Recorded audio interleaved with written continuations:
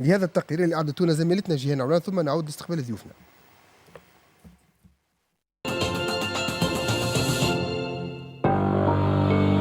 تشهد تونس كسائر دول العالم أزمة تفشي جائحة كورونا منذ مارس الفارط، أزمة وبائية استثنائية كانت لها تداعيات كبيرة وخطيرة على مختلف المستويات، واجهتها البلاد بمنظومة صحية مهترئة لم تنجح جل الحكومات المتعاقبة بعد الثورة في إصلاحها وتطويرها. وكانت السلطات الصحية أعلنت منذ بداية انتشار الفيروس أن المستشفيات العمومية الكبرى تشكو نقصا فادحا في الطواقم الطبية وشبه الطبية وفي أجهزة التنفس الاصطناعي وأسرة الإنعاش التي يحتاجها مصاب الكورونا في مرحلة متقدمة من المرض، حيث لا يتجاوز عدد أسرة الإنعاش في المستشفيات العمومية والخاصة 300 سرير. ويرى مراقبون أن الحرب على وباء كورونا عرفت تخبطا وغياب خطة اتصالية واضحة في ظل حكومتين متتاليتين منذ بداية الجائحة، خاصة على مستوى أقسام الكوفيد التي أنشأتها وزارة الصحة في المستشفيات، فلم تكن واضحة أمام المواطن كيفية التعاطي مع هذه الأقسام، الأمر الذي تسبب في مزيد انتشار العدوى بين المواطنين. كما كان الأعوان العاملون في قطاع الصحة أول ضحايا العدوى، حيث سجلت في صفوف الإطارات الطبية وشبه الطبية أكثر من 3800 حالة إصابة بالفيروس. ويتساءل عموم التونسيين عن الاعتمادات التي خصصتها الدولة للحرب على وباء كورونا، وخاصة عن مآل التبرعات لصندوق 1818 في ظل تضارب التصريحات الرسمية في هذا الخصوص، وفي ظل تعاقب الحكومات في وضع وبائي حرج جعل التساؤل الأكبر القائم إلى حد الآن: من يقود الحرب على فيروس كورونا في تونس؟ وهل هناك استراتيجية واضحة معتمدة من السلطة الرسمية؟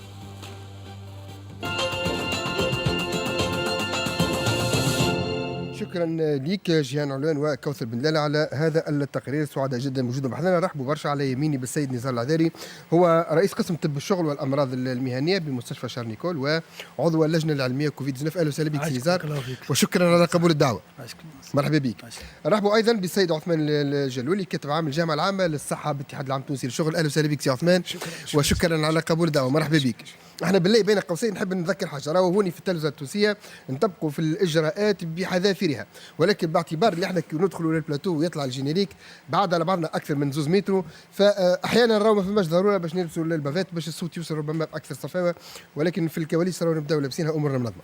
سي نزار نبدا معك انت. اليوم كل ما يخرج عضو من اعضاء اللجنه العلميه والا حتى اللجنه الوطنيه، في نهايه الامر خلاصه القول اللي قاعد يتقال انه عملوا على روحكم، عملوا روحكم في الجال في البافات وفي التباعد هكا شويه الاجتماعي. هل هذا يعني أنه الوضع الصحي أولا معناها حرج جدا، وأنه المنظومة الصحية عاجزة اليوم على أنها تطوق مثل هذه الأزمة؟ يعطيك الصحة على السؤال. هو كما قلت الوضع صعيب، نقول لكم أكثر شوية من الحرج، الوضع صعب. تبقينا ما ثماش برشا حلول، والامكانيات نتاعنا محدوده. والحلول هذه اللي قاعده تقترح فيها اللجنه العلميه مبنيه على معطيات علميه. ايش معناها معطيات علميه؟ على خاطر ثم دراسات وقعت في وزاره الصحه ومبنيه على السلوك نتاع المواطن التونسي، وهذاك علاش كل مره نعاودوا ناكدوا على ضروره الالتزام بالبروتوكول هذوما الصحيه، بروتوكولات الصحية، وعلى ضرورة الالتزام بارتداء الكمامة والغسل الأيدي والتباعد الجسدي، على خاطر اتضح في الدراسات هذوما اللي قامت بهم وزارة الصحة بالخبراء نتاعها وخبراء في علم معناها الاستاتيستيك، الإحصاء، اتضح اللي الكل مربوط بالسلوك نتاع المواطن التونسي. وإذا كان معناها نحسنوا في النسبة نتاع السلوك التونسي، نسبة احترام والالتزام بقواعد هذوما لي مزور بارير، العدد اللي قاعدين نشوف فيه اليوم ينجم يتقلص وينجم ينقص. واذا كان مش يقعد التونسي في نفس السلوك بتاعه بتاع اليوم هذا كما هكا موجود هذا، مش تكون الامور ماشيه للأسوأ.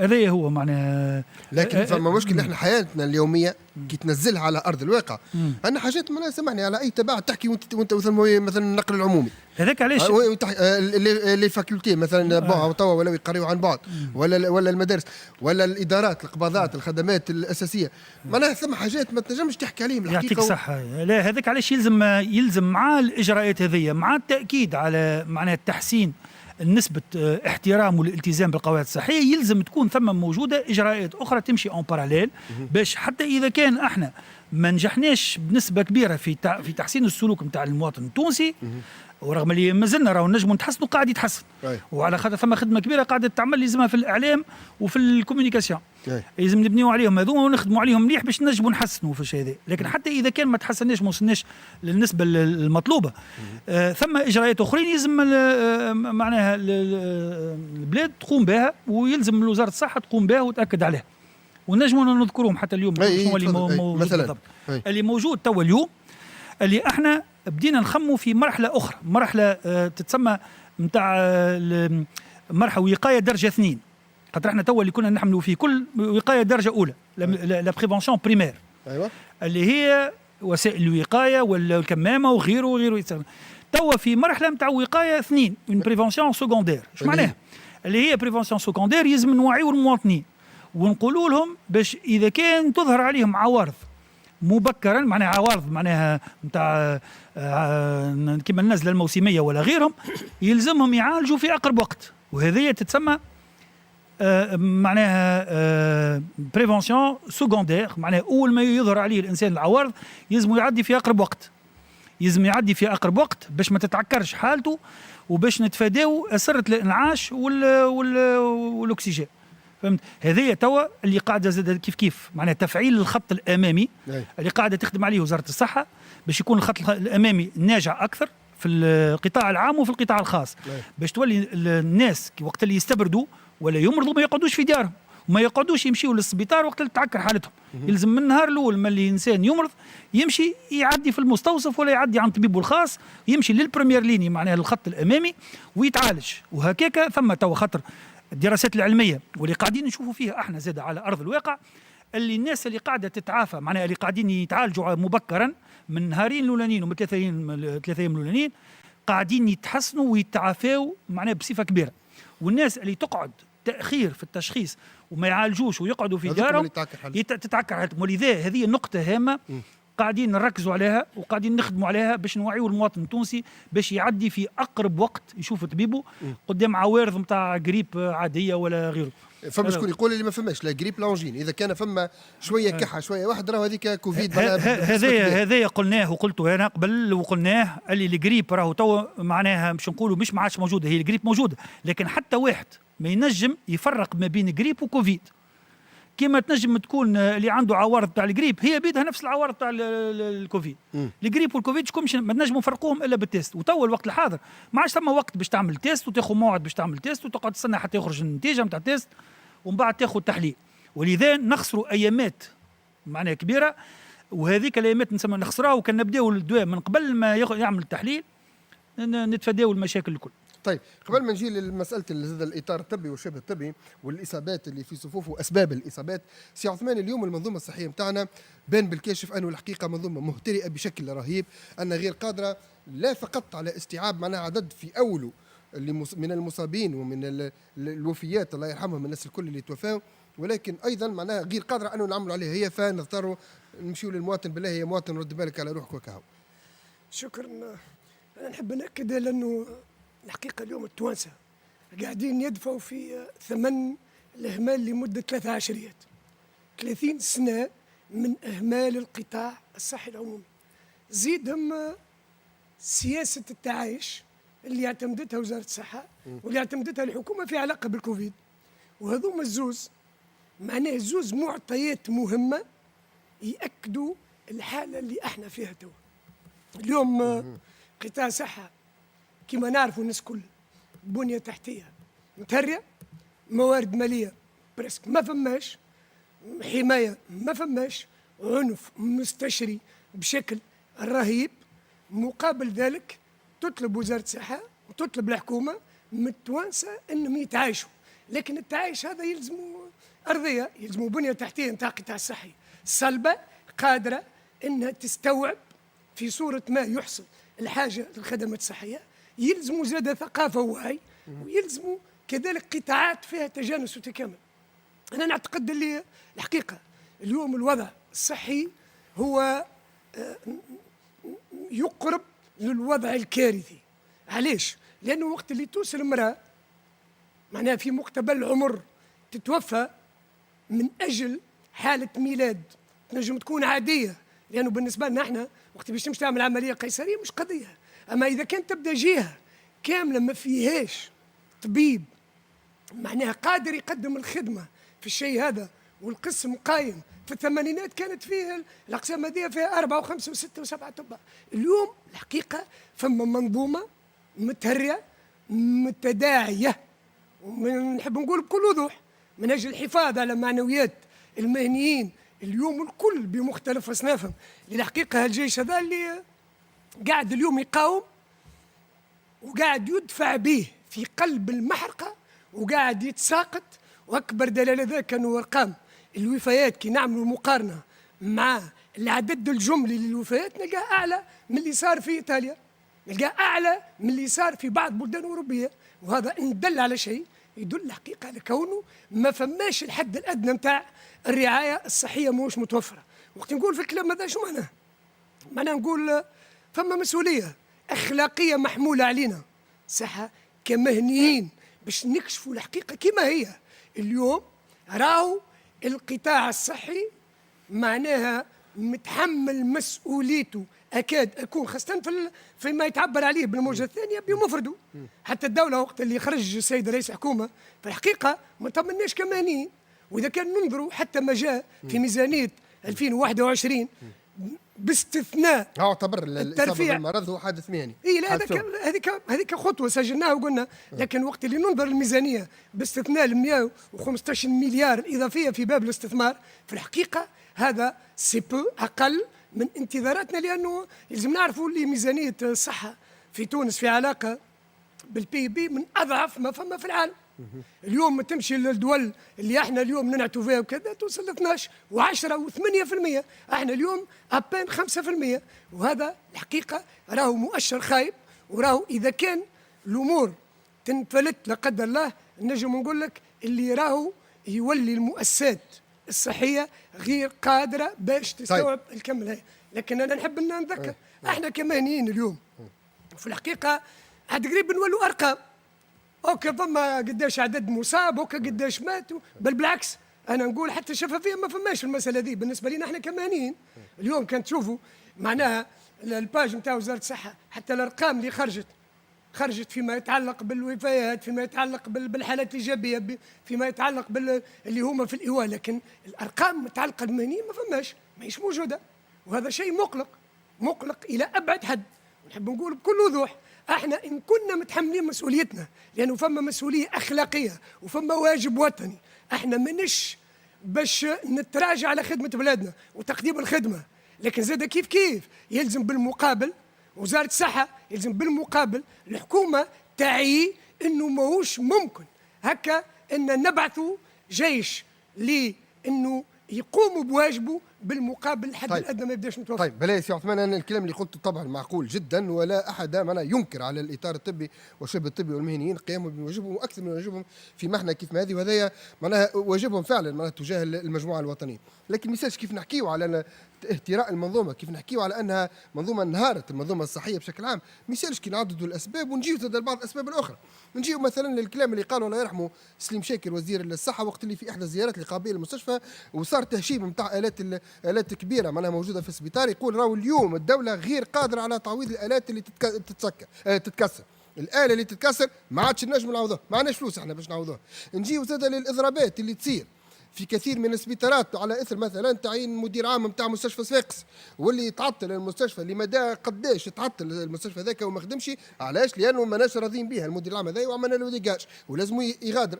نجيو ل 11 وزير صحه اللي كل من يجي يشد وزير الا ويا اهل المهنه ما مش راضيين عليه، يا الحكومه تتبدل، يا اهل المهنه ما مش راضيين، يا الحكومه تتبدل. ما هو زاد هذه من العوامل اللي تخلي المنظومه الصحيه ما تشدش روحها، اللي تخلي ما فماش شكون يقف عليها، لا على المستوى الخطوط الاولى المحلي والجهوي والوطني، ولا على مستوى الاداره المركزيه.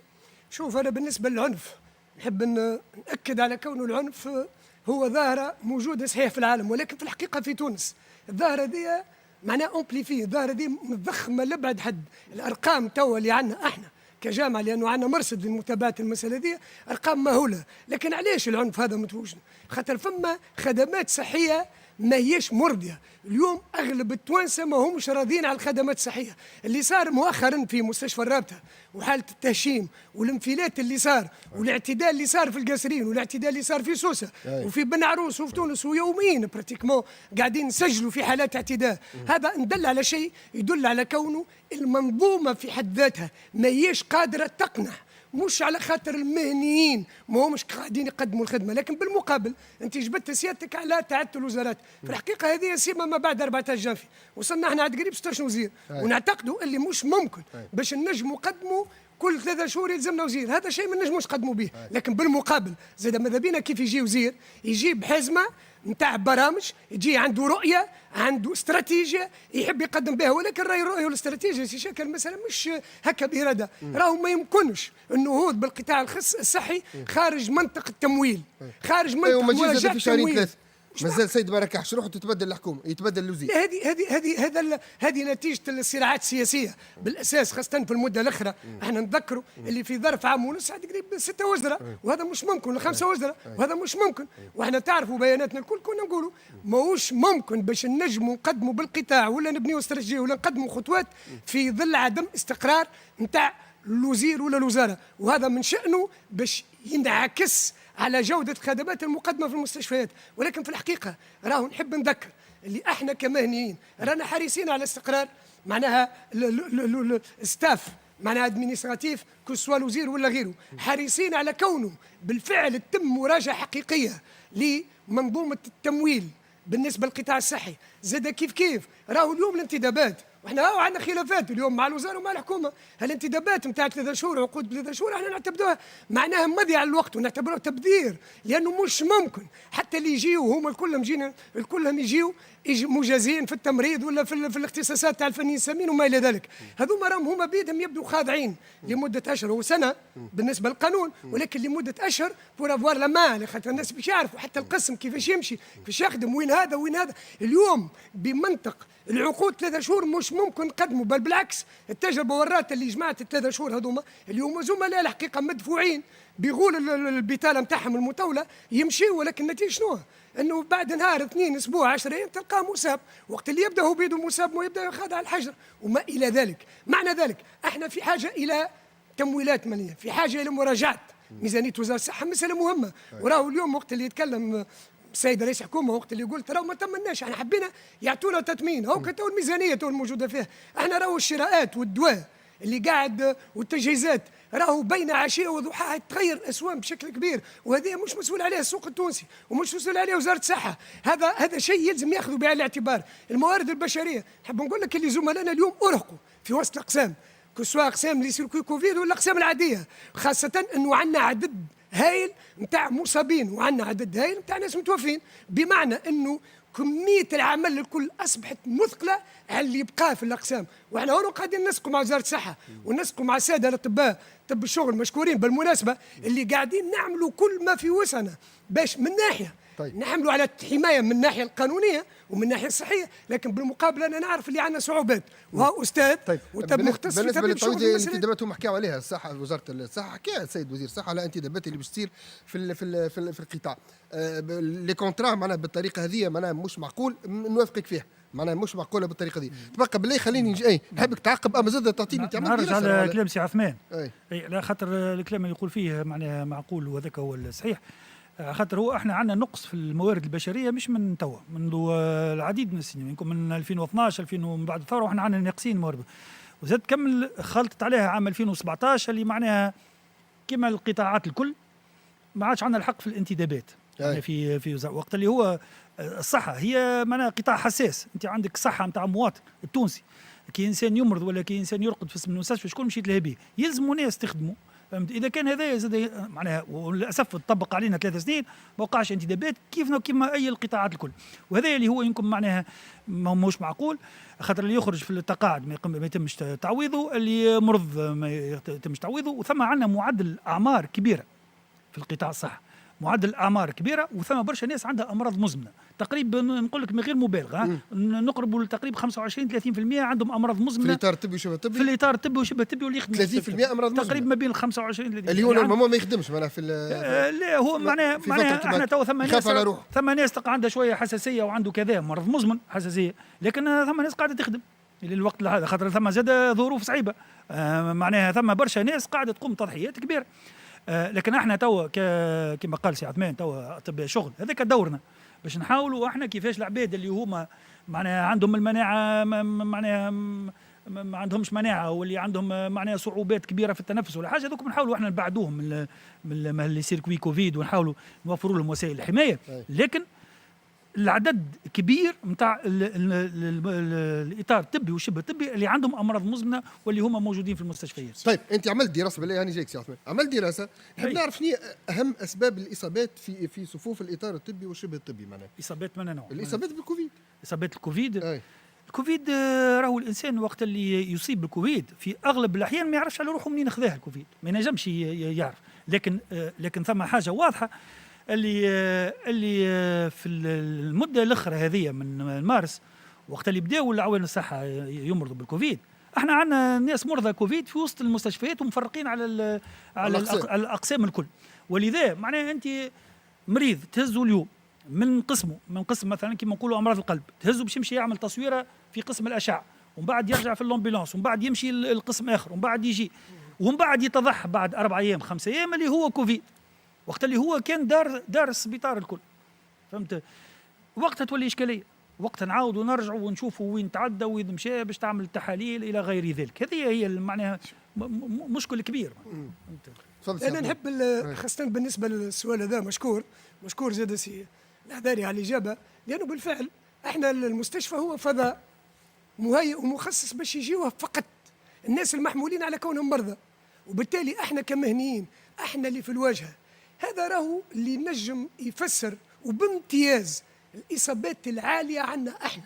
علاش؟ لانه كما كان تو يحكي سي العذاري على خاطر بصفه عامه واحنا عندنا امثله ملموسه، يجي مريض على اساس انه مريض عادي على ساعه فيهم شكون خضع للعمليات الجراحيه في اقسام عاليه الدقه، وتبين فيما بعد ما تم تقديم الخدمه ليه من طرف طاقم طبي وشبه طبي وعملوا اداريين يقارب ال50 وال60 وال70، تبين باراسويت اللي هو معناها كوفيد بلس وكذا. هذا اللي حقيقه يدحض زاد المنطق اللي يقولوا لا والله يا خذوها من برا. احنا راهو اليوم وقت اللي يجيو للسبيطارات في العيادات الخارجيه، لا مش يقولوه، هذا يقول لك معناها من خلال دراسه اجريت الاطار الطبي والشبه الطبي اكثر اللي خذاوها ما خذوهاش من السبيطارات ولا من الكوار نتاع الاقسام، خذاوها من برا، من انا منهم بالناس اللي قابلوا مواطن هو كيف مواطن. لا ها هو من المنبر هذا وانا في الوطنيه انا نتحدى اذا كان فما دراسه يتفضلوا يجيبوها.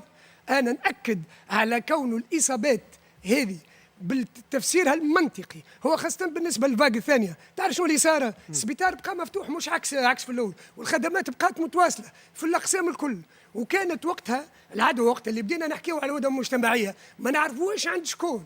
وقتها السبيطارات وخاصة المستشفيات الكبرى راهو نسبة تدفق على السبيطارات الكبرى كما في تونس الرابطة والشرنيكول ومونجستيم راهو بالآلاف، نجم يدخلوها 10,000 و8,000 و9,000، مش شيء مهول، بالإضافة إلى كونه المرضى هما بيدهم في حد ذاتهم يتلقاو الخدمه على اساس مرضى عاديين وفيما بعد يتبين هكاك. ولكن نحب نذكر حاجه بركه، احنا تمنينا انه فرصه اليوم الكورونا وخاصه الوقت اللي جات تكون فرصه سانحه للدوله التونسيه للحكومه باش معناها بور اون فوا نمشيو مباشره نحو اصلاح القطاع الصحي العمومي اللي صارت فيه خدمه كبيره في الحوار المجتمعي وخدمت فيه برشا كفاءات واحنا انخرطنا فيه. واليوم إلي تو خاطر تو وقت اللي كان يحكي توا سي العذاري على انه الخط الاول لو كان جاء الخط الاول قايم من الاول ومستوي ومعناها ومدعوم ماديا وفيه البنيه التحتيه والجاهزيه التامه، انا ناكد لك اللي القطاع الصحي العمومي قادر يواجه ولا بس عليه. لكن احنا اليوم الحاله اللي احنا فيها تو والحاله اللي فيها الخط الاول اللي هي المستشفيات المحليه والمستشفيات اللي هما بصفه عامه منقوصي الموارد، منقوصي الاطارات الشبه الطبيه والطبيه، منقوصي الامكانيات الماديه، وبالرغم اللي الحرص هذا اللي كان يحكي عليه توا سي العذاري جاء في وقته مش مشكل، خير من اللي ما يجيش خلاص، لكن اكد اللي لو كان جينا من الاول معتنين بالخط الاول وكان الخط الاول قايم وكما يلزم راه لاباس علينا، هذا من ناحيه. الناحيه الثانيه كنا نتمنوا انه السيد رئيس الحكومه وقت اللي باش يخرج كان باش يقول احنا نحبوا نطمنوا اللي باش نطلقوا اون فوا بور توت معناها مرحله تاهيل القطاع الصحي العمومي واقرار الخصوصيه القطاعيه. اليوم احنا كمانيين عندنا اشكال حول الخصوصيه القطاعيه، عندنا اشكال وانت تو جبت سيادتك على الضربات، احنا مجمل الضربات في التاكيد كانت بالاساس من اجل القانون الاساسي، من اجل الخصوصيه القطاعيه، لانه اليوم المستشفى ماهوش مجرد مؤسسه، ماهوش وظيفه عموميه، ماهيش مؤسسه نتاع وظيفه عموميه، هذه خدمات 24 على 24 7 على 7 وخدمات على نوعيه معينه ومع ناس معينين تقتضي معالجتها. يلزم يكون هكا. كنا نتمنى انه السيد رئيس الحكومه يقول لكن احنا تو مش في ظرف مطلبيه نتاع اصلاحات هيكليه ممكن تتعمل. انت تو مش صالح اصلاحات. لا خليني نكلم. نحب نذكر اللي ماكرون وقت اللي جاء في الباقلوله وقت اللي خرج ومشى تعرف قال لي طون إلي طون بور اون دوزيام ريفورم، إلي طون معناها باش نعملوا الاصلاحات اللازمه. احنا زاد راهو يلزم نتعظوا كونه هالتحديات هذه، هالحروب اللي تفرض علينا فرضان يلزم تكون مناسبه باش نصلحوا انفسنا، يلزم تكون مناسبه باش نطلقوا معناها الاصلاحات الكبرى. ما زاد كان باش نبقوا ديما نتردوا ها وكذا وكذا راهو ما يجيش. وهك علاش بالمناسبه نحب نطمن، احنا من المفروض فما جلسه قادمه من اجل المساله هذه، ونحب ناكد يا سي شاكر راهو الخصوصيه القطاعيه وهو سي العذاري يعرف راهو في العالم كامل الخصوصيه القطاعيه راهي مكسب للقطاع الصحي العمومي وللتونسي والخدمات الصحيه. تفضل سي نزار. تو انا سي شاكر كلام سي عثمان هذا هو من قبل ديما يقول فيه ومشكور، وان شاء الله نخلطوا نهار هكا معناها نراو اللي المنظومه الصحيه تتبدل وتوقع اون ريفورم بالكدا. تو انا معناها شخصيا اللي مقلقني هو نقولوا احنا شنو الحل توا في هالاشهر القدام. انا توا الاشكال الكبير اللي عندنا في تونس توا الوقت الحاضر كيفاش نتعداو هالخطوه هذه من هنا لاخر جانفي ولا لاخر فيفري، كيفاش نتعداوها على خير على سلامات. يلزم نفهموا رواحنا، نفهموا احنا شنو عندنا تو الوقت الحاضر. هما لي بريفيزيون شنو ما بالله سي نزار؟ انه سافا دوبلي سافا تريبلي لو نومبر. لو نومبر مش يزيد اذا كان قلت لك، اذا كان الاجراءات اذا كان مو قلنا كلها عمليه نتاع توعيه وحاجتين معناها زوز حلول يلزم نخدموا عليهم من هنا للقدام باش نتفاداو معناها مشاكل كبيره في الاشهر القدام. يلزم الناس تفهم، المواطنين يلزموا يفهموا اللي يلزم نلتزموا نعاودوا نرجعوا نلتزموا بوسائل الوقايه وارتداء الكمامه اللي ينجم راهو هذاك مؤكد علميا باش ينقص لنا في العدد نتاع المرضى وعدد الوفيات. الحل الثاني واللي هو توا كيف قلت قاعد يلزم واللي قالوا سي عثمان الخط الامامي.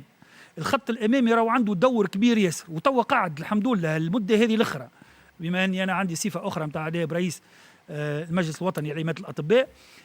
الاسابيع الاخرى هذه ثم العدد قاعد يزيد نتاع الناس اللي قاعده تعدي في عند الاطباء الخاصين العامين اللي هما في الوعي، وهذه حاجه معناها حاجه باهيه معناها تفرح اللي المواطن التونسي ما عادش يستهان بروحه ولا ما عادش يقعد في الدار، ولا كي يمرض بيقول انا عندي مثلا انا مستبرد ما يقعدش في الدار ولا يعدي يمشي يعدي. وهذا هو المطلوب اليوم.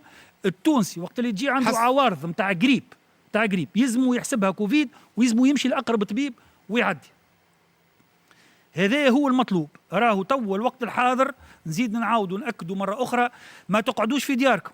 المواطنين الناس اللي عندها بروده مستبرد ما يقعدش كالعاده ياخذ حربوشه ايفيرالغون ولا ياخذ حاجه ويقعد في الدار. راهو هذا خطا كبير ياسر يلزم نتفاداوه. الناس اللي وصلت للانعاش وتوا معناها احصائيات قاعده معناها صارت في مستشفى شرنيكول وعندنا الاعداد. العباد اللي خلطت للانعاش وخلطت للاستعجالي وتمشي معناها باش تاخذ الاكسجين هما اغلبهم المواطنين اللي تم التشخيص نتاعهم مؤخرا معناها بصفه متاخره واللي معناها ما عالجوش رواحهم من الاول على بكري. ولذا مع الكوفيد راهو اللي يتعالج من الاول يبرأ. ولذا سامحني بالله سيدي مرض هو عنده عوارض نتاع قريب ومشى وخذا دواء بعد شهر ولا شهر ونص كيف لقى روحه هكا عنده شويه برود هو راهو نفس الحكايه. لا هو راهو مش وحده باش ياخذ دواء، هو باش يتجاه للطبيب، واحنا قلنا باش يتجاه للطبيب. الطبيب ينجم يفهم يا اخي، الطبيب بخدمته هذيك هي اللي باش يعمل. لكن احنا حتى اذا كان ياخذ الدواء نتاع الكوفيد معناها وهو يتضح من بعد مش كوفيد، ما ثم حتى مشكل، خاطر الدواء ما عندوش مضاعفات، فهمت؟ معناها نجموا ناخذوه حتى باريكسي، ما عندناش مشكل، فهمت؟ ثم نقطه اخرى باش زاد نقطه اخرى نحب نثيرها باش نبعدوا من معناها الناس اللي تو قاعده تمشي تشري في الفيتامين وهما ما عندهم حتى شيء، يمشيو يشريوا في الفارماسي. راهو اللي ياخذ فيتامين وهو ماهوش مريض البدن ما يستعملوش، يخرجها الفيتامين اللي الحاجه الزايده يخرج البدن سي كيليبر. لا ما يقول لك بالك ناقص علامات. لا هو اي حاجه باش ياخذ فيتامين سي ولا باش ياخذ اي حاجه هو سي عثمان يعني كل شيء يخرج الزايد. دونك ولذا دعوه للمواطنين خليوا الادويه اللي يستحقها للمريض اللي يستحق، ما ناخذوش دوايات واحنا ماناش مستحقينها الا بوصفه طبيه. واضح. طيب بالله خليني هوني زاد نوه بتصرف بالطبيعه وما بكل الاطارات الطبيه والشبه الطبيه. الحقيقه معناها كل الشكر والامتنان والتقدير لهم في ازمه كيف ما الازمه هذه واللي عايشينها على مدى معناها اشهر كبيره برشا. فما ناس معناها مقاطع عائلاتها ما يشوفش صغاره وما يشوفش مرته وكيف معناها عائلته ما يشوفهمش. فما ناس اخرى زاد عندهم تضحيه من نوع اخر من نوع خاص كما الدكتور محمد النوري اللي هو طبيب انعاش بالمستشفى الجهوي بقبلي.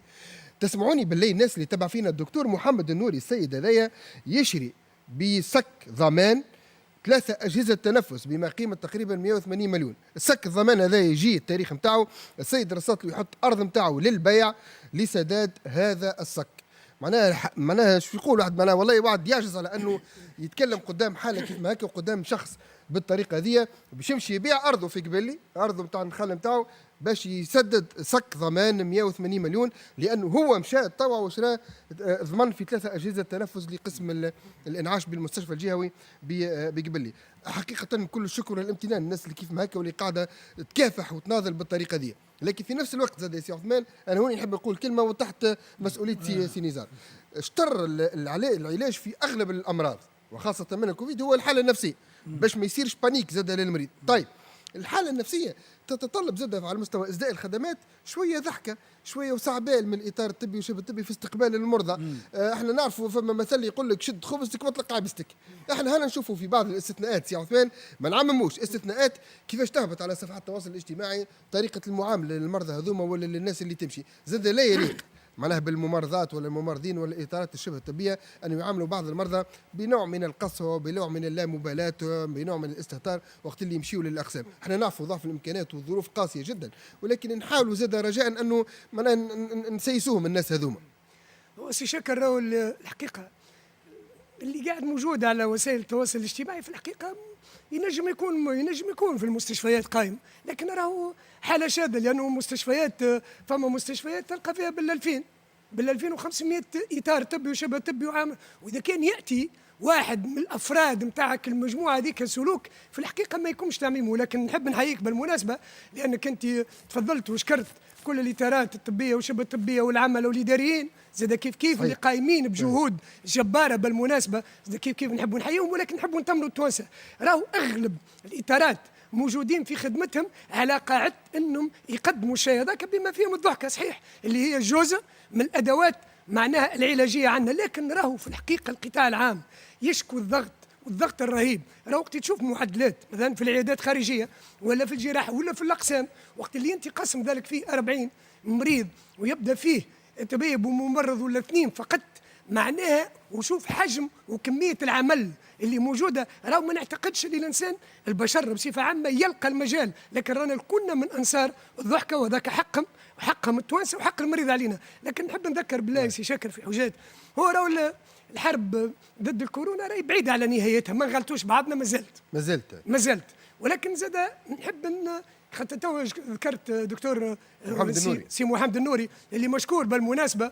احنا نحب نذكروا موقفنا في الاتحاد العام التونسي للشغل كونه كل الشراءات المتعلقه بوسائل الانعاش واللي مرتبطه بمقاومه الكوفيد والحرب ضد الكوفيد الكل دعمناها. ونعتقد اذا كان الشيء هذا كذا عنده لا بوسيبيليتي باش يحط الملف هذا ويحيله للسيد وزير الصحه على اساس يحيلوا على اللجنه 18 واحنا على الاقل على مستوى موقفنا المبدئي في الاتحاد كون التخصيص هذا يتم، واذا كان هذا شيء يبدا قائم وثابت بالمناسبه نحب نحيوه، واذا كان هذا يبدا ثابت بالوثائق لان هذه فيها مصاريف وفيها كذا، احنا راهو كاتحاد باش ندعموا الشيء هذا ونقفوا له. اليوم بالمناسبه اليوم الاتحاد العام التونسي للشغل في شخص الامين العام قدم لوزاره الصحه وهذه المنظمه للمره الثانيه للمره الثالثه للمره الرابعه للمره الخامسه قدم دعم في الليشاج دو ريبو راباتابل بعد ما صار هيك الفيديو نتاع المواطنين يتلقوا في الخدمات على الحشايه لوطها. وقتها الحقيقه كيف صار الحديث في وسط قياده الاتحاد قال لك شنو اللي نجموا نعملوه باش نقدموا الدعم.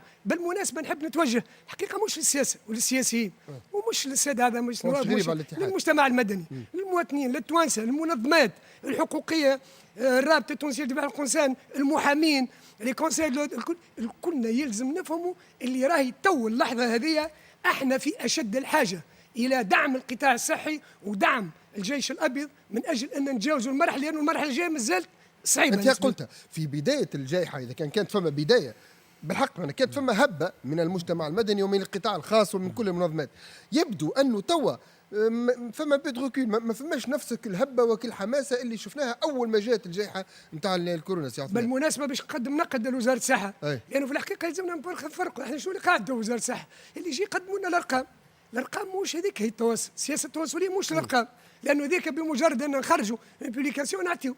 احنا في حاجه الى سياسه تواصليه معناها تقرب برشا للمواطنين وتجاوبهم على حاجتهم. اليوم اللي صار في فرنسا واللي صار في بلجيكا واللي صار في النمسا لي بلاتو موجودين سؤال جواب المواطنين يسالوا في اطباء الشغل يسالوا في الاطباء معناها القانون ويسالوا في الجانب القانوني يسال يحبوا يطمنوا لانه مقاومه الحرب هذه مش فقط واجهتها المستشفى والاكسجين والانعاش وكذا زاد مواجهتها بالوعي لانه كما قلنا قبيله راهو مساله معناها منطقه التعايش باش تتطلب انت بنيه تحتيه ومستشفيات ما عندكش وعي والوعي راه مش بمجرد نقولوا هاي برا هكا بافات وجال استهلكت هكا. طيب بالله سي نزار عاقب كما تشاء، هل بالنسبه للارقام والوضع اللي احنا وصلنا له توا هل يستدعي فعلا تسخير القطاع الخاص؟ انتم كلجنه علميه تراو شيء انه توا وقيت نتاع تسخير القطاع الخاص المساحات الخاصه؟ هو معناها الفكره هذه نتاع التسخير القطاع الخاص فكره وارده، لكن يلزم نفهموا حسب المرحله اللي وصلنا لا حسب المرحله اللي وصلنا لازم نفهموا اللي راهو القطاع الخاص اذا كان مش يزيد يتفشى الوباء وباش يكثر العدد اكثر ماهوش باش يحل المشكل خاطر شنو هي الامكانيات تاعو القطاع الخاص ماهوش عدد كبير راهو معناها الاعداد نتاع الاسره اللي موجوده في القطاع الخاص ماهوش عدد كبير معناها ماهوش حل ما نجموش نبنيو عليه هذا ونقولوا هذا هو الحل هو يعاون شويه لكن مش يكون حل مش يكون حل معناها قطعي فهمت. دونك القطاع الخاص حل نسبي ماهوش باش يكون حل قطعي واذا كان كما قلت لك تفشل الوباء وكثر العدد راهو معناها مش باش يحل المشكل القطاع الخاص. بقينا الايامات الاخرى هذه في الاسبوع هذا ثم مؤشر بوادر معناها انفراج هكا معناها في الاستاتيستيك فهمت. الكورب قاعده ما عادش باش تطلع معناها وقفت شويه فهمتني. وهذا ممكن التفسير نتاعو الاجراءات اللي خذتها الحكومه المده الاخرى نتاع الحجر الى اخره وثم زاد اللي العباد ولا تتعالج كما قلت لك يمشيوا مبكرا للاطباء نتاعهم الخاصين من الايامات الاولى ما يخلطوش الحاله متعكره. وثم يمكن تفسير اخر زاد ثالث اللي توا قاعدين نشوفوا اللي رعايه طبيه بالمنزل الناس ولا تاخذ الاكسجين بالمنزل تحت رعايه طبيه ما نشجعوش احنا واحد انسان ياخذ في اكسجين وحده دونك ثم هذا ينجم يعاون ويحل المشكل. هذوما اللي عندهم لي كونسونطراسيور دوكسيجين واللي قاعدين شو رعايه طبيه معناها الطبيب يمشي اي ثم اطباء توا قاعده تعالج في برشا ناس في منازلهم داكور في منازلهم وقاعدين يتلقاو في العلاج كامل وياخذوا في الاكسجين وهو في منزله فهمت ويقعد ويتعافى وبرشا ناس تعافات لكن كما قلت تحت رعايه طبيه فهمت. وهذا زاد معناه حل من الحلول معناها اللي ينجم يخفض أي. ويخفف شويه على المستشفيات. دونك ممكن من الكوربي يقعد ستابل هذا بعد تو الكورب اللي ستابل، أي. وان شاء الله تقعد هكا معناها بتحسيس المواطن التونسي وبهالكومبورتمون نتاعو هذا جديد، وممكن هذوما لي سوان ادوميسيل بهذا الكل ممكن معناها على الاقل نخفوا. واضح. شكرا لك سي نزار. مره اخرى حقيقه تحيه كبيره برشا للدكتور محمد النوري طبيب انعاش بالمستشفى الجهوي بقبلي على الجست اللي عمله. بالطبيعه السيد يعطي في شيك ضمان ويترسلوا له باش يبيع ارض، وان شاء الله لا والله ان شاء الله الحقيقه وزاره الصحه ولا الدوله وزاره الصحه لا ما نتصورش مطالبه باش تخلص الشيك هذايا. السيد منع عمل جست يعطيه الصحه، ومن خلاله تحيه لكل الاطارات الطبيه والشبه الطبيه وايضا الاداريين. ايش تحب نعمل لك يا ابو بكر؟ طيب نختم معك سي عثمان بكلمه بالطبيعه ونخلي بعد شويه مجال لزميلتي عواطف.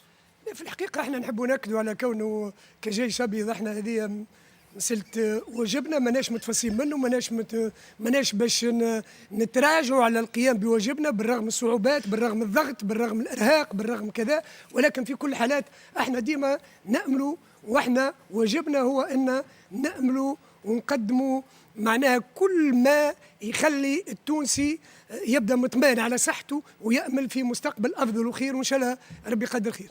ربي يقدر خير وربي يحفظنا ويحفظ تونس ويحفظ مواطنينا والناس اللي قاعده تتبع فينا. بعد شويه بالطبيعه باش في لكم لقاء في نشره يوميه كالعاده مع زميلتي عواد فدالي في مواكبه يوميه لنشره كورونا كوفيد 19 باكثر تفاصيل وباكثر دقه وباكثر عمق بالطبيعه في الجانب العلمي وايضا الجانب الوقائي لها. شكرا لك سي عثمان مره اخرى، شكرا لك سي نزار، شكرا لكم مشاهدينا. نتقابلوا غدوه في حوار لاول مره على الوطنيه الاولى مع رئيس حزب قلب تونس نبيل القروي، غدوه ان شاء الله من 7 ل 8 على الوطنيه الاولى. تصبح على خير.